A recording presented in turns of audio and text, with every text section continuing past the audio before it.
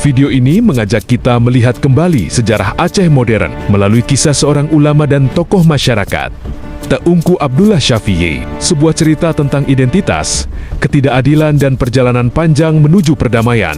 Jangan kemana-mana, mari kita bahas kisahnya.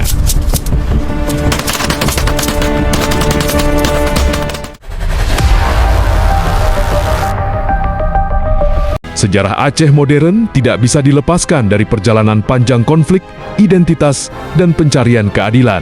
Di antara tokoh-tokoh yang kerap disebut dalam fase awal konflik Aceh, terdapat nama Teungku Abdullah Syafi'i. Kesatu, dia dikenal sebagai ulama sekaligus tokoh masyarakat Aceh yang memiliki pengaruh kuat, terutama dalam membangun kesadaran sosial dan keagamaan di tengah rakyat. Pada dekade 1970, Aceh berada dalam kondisi yang penuh kekecewaan. Wilayah ini dikenal kaya akan sumber daya alam, termasuk gas dan hasil bumi lainnya. Namun, kekayaan tersebut tidak sepenuhnya dirasakan oleh masyarakat lokal. Banyak rakyat Aceh merasa pembangunan berjalan timpang, sementara hasil alam lebih banyak mengalir ke pusat. Kondisi ini menimbulkan rasa ketidakadilan yang mendalam.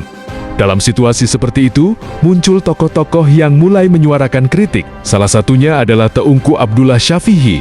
Kesatu sebagai ulama, ia menggunakan pendekatan agama dan sosial untuk menyampaikan kegelisahan rakyat. Dakwah dan pandangannya menekankan pentingnya martabat, keadilan, serta hak masyarakat Aceh atas tanah dan kekayaannya sendiri. Teungku Abdullah Syafi'i Kesatu tidak dikenal sebagai tokoh yang mengangkat senjata. Perannya lebih banyak berada di ranah moral dan ideologis. Ia menjadi figur yang didengarkan oleh masyarakat, terutama karena posisinya sebagai ulama yang dihormati. Melalui ceramah dan pergaulan sosial, ia menanamkan kesadaran bahwa ketimpangan yang terjadi bukan sekadar persoalan ekonomi, tetapi juga persoalan harga diri dan identitas. Pada tahun 1976, Hasan Ditiro mendeklarasikan Gerakan Aceh Merdeka atau GAM. Deklarasi ini menandai babak baru dalam sejarah Aceh. Dalam fase awal inilah, Teungku Abdullah Syafi'i Kesatu kerap disebut sebagai salah satu tokoh yang memberikan dukungan moral dan ideologis. Kehadiran tokoh ulama membuat gerakan ini mendapatkan legitimasi sosial di mata sebagian masyarakat Aceh.